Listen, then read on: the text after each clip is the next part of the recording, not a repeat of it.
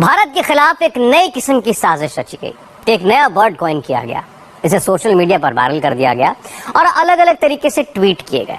सैकड़ों मैसेज इसी तरह वायरल हो गए।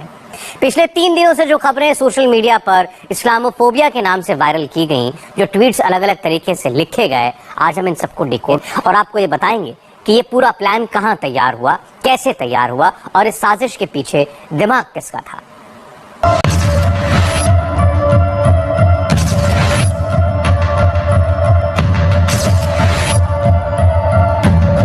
मोदी को बदनाम करने की हर संभव कोशिश कर रही हैं।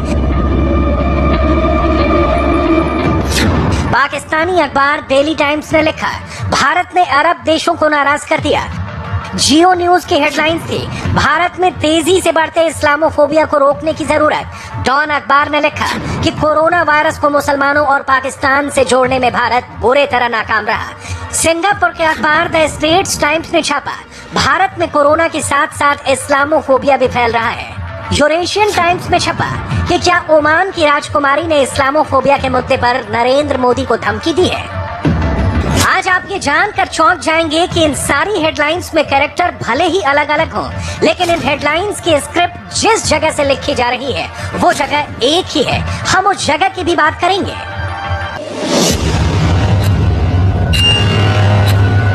लेकिन सबसे पहले आपको इन सारी हेडलाइन से जुड़े एक अहम किरदार के बारे में पता होना चाहिए और इस किरदार का नाम है सैयदा मोना बिन फतह अल सैद, जो ओमान की राजकुमारी है। पिछले कुछ दिनों में सोशल मीडिया पर ओमान की राजकुमारी के ट्विटर हैंडल से कई सारे ऐसे ट्वीट्स वायरल हुए जिसमें एंटी इंडिया बातें लिखी गई थी। भारत में बढ़ते इस्लामोफोबिया का जिक्र किया गया था और यहाँ तक लिख दिया गया था कि ओमान ने कहा है कि वो सभी भारतीयों को बाहर निकाल देगा। ओमान की राजकुमारी के अकाउंट से किए गए ये सारे ट्वीट्स इतने वायरल हुए कि पाकिस्तान के विदेश मंत्री ने इसे सच मानकर बयान भी दे डाला। हिंदुस्तान में मुसलमानों को निशाना बनाया जा रहा है। वो कहते हैं कोरोना जिहाद का लफ्ज इस्तेमाल किया। बड़ा अफसोस है, काबिल मुजम्मत है उनका रवैया। और आज आप देखें कि ये चीज एक नया रुख ले रही है। गल्फ ममालिक जहां हिंदुस्तान की बहुत बड़ी आबादी रहती है और काम करती है, बहुत से गल्फ ममालिक ने इसका नोटिस लिया है और वो अब कह रहे हैं, मिसाल के तौर पे ओमान ने कहा है अगर ये रवैया जारी रहता है तो जो हिंदुस्तानी ओमान में काम कर रहे हैं ये भी वापस चले जाएं। ये बहुत से, और मैं कहूंगा और मैं इंशाअल्लाह मैं इस चीज का मैंने नोटिस लिया है और मैं गल्फ के ममालिक के वज़ीर खारजा को खत लिख रहा हूं कि वो हिंदुस्तान से राब्ता करें, उन्हें कहें अपना रवैया तब्दील करें और अगर मुसलमानों को वो निशाना बना रहे हैं तो फिर उनकी जिम्मेदारी बनती है, OIC की जिम्मेदारी बनती है कि वो हिंदुस्तान को निशाना बनाए। लेकिन शाह महमूद कुरैशी के बयान और ओमान की राजकुमारी के भारत विरोधी ट्वीट्स के पीछे का सच कुछ और ही है। आज हम फर्जी इस्लामोफोबिया क्रिएट करने वालों को एक्सपोज करेंगे सबूतों के साथ। इस पूरे घटनाक्रम को समझने के लिए आपको एक एक करके वो सारे वायरल ट्वीट्स देखते होंगे। ओमान की राजकुमारी के नाम पर बनाए गए ट्विटर अकाउंट से किया गया भारत विरोधी ट्वीट तो सही है, लेकिन ये ट्वीट करने वाला शख्स फर्जी है, इसलिए ट्वीट भी फर्जी है।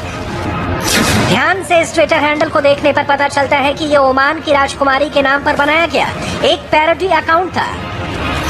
अब इस ट्वीट को देखिए, नीचे आपको ओमान की राजकुमारी की तस्वीर के साथ एक ट्विटर हैंडल दिखाई देगा, लेकिन वो उनका असली हैंडल नहीं है, बल्कि उस आईडी का असली मालिक एक पाकिस्तानी है जिसकी ट्विटर आईडी थी @pak_फौज। इस अकाउंट को चलाने वाले शख्स ने अपनी आईडी का नाम ओमान की राजकुमारी के नाम पर रख लिया और भारत विरोधी ट्वीट शुरू हो गए। ट्विटर पर कोई भी शख्स अपनी आईडी का नाम बदल सकता है, यूजर नेम बदल सकता है, डिस्क्रिप्शन बदल सकता है, लेकिन उसकी हिस्ट्री पब्लिकली मैनेज नहीं की जाती। यानी आपने जो ट्वीट्स कर दिए और अगर किसी ने उसका स्क्रीनशॉट ले लिया तो उसे ट्वीट करने वाला शख्स खुद डिलीट नहीं कर सकता।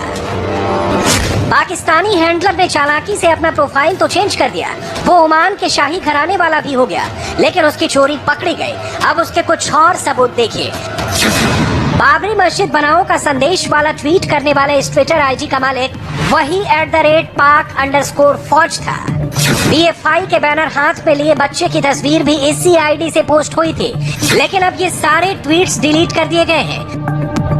भारत के खिलाफ खाड़ी देशों में दुष्प्रचार और फेक न्यूज फैलाने वाली साजिश के पीछे पाकिस्तान की कुख्यात खुफिया एजेंसी ISI का सबसे बड़ा रोल है, क्योंकि फर्जी ट्विटर अकाउंट्स का इस्तेमाल उसी के गुर्गों ने किया। ट्विटर ने ऐसे ही एक फर्जी अकाउंट को सस्पेंड किया है जिसको ISI चला रही थी। जिस अकाउंट को सस्पेंड किया गया है वो सऊदी अरब की शहजादी नूरा बिन्त फैसल अल सौद के नाम पर बनाई गई थी। फेक ID में नाम नूरा अल सौद लिखा गया था और इससे भारत विरोधी दुष्प्रचार किया जा रहा था।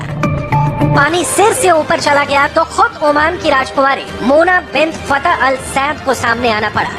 ओमान की राजकुमारी ने एक बयान में कहा, मेरे एक फर्जी अकाउंट के जरिए एक विवादित पोस्ट पब्लिश की गई है। मेरा उससे कोई लेना देना नहीं है। ऐसी चीजें ओमानी समाज को मंजूर नहीं है। मैं फिर कंफर्म करती हूँ कि मैं सोशल मीडिया पर केवल इंस्टाग्राम हैंडल HH मोना अल सैद और ट्विटर हैंडल मोना फहद 13 के नाम से मौजूद हूँ। इस बीच खबर यह है कि पाकिस्तान के सारे फर्जीवाड़े पर पानी फिर गया है, क्योंकि खाड़ी देशों ने भारत को भरोसा दिलाया है कि सोशल मीडिया पर चल रहे भारत विरोधी फर्जीवाड़े के खिलाफ खाड़ी देश जीरो टॉलरेंस की नीति अपनाएंगे। ट्विटर पर कुछ हैशटैग को ट्रेंड करवाने से भारत की इमेज को कोई फर्क नहीं पड़ता, क्योंकि जो भारत के दोस्त हैं वो दोस्त रहेंगे।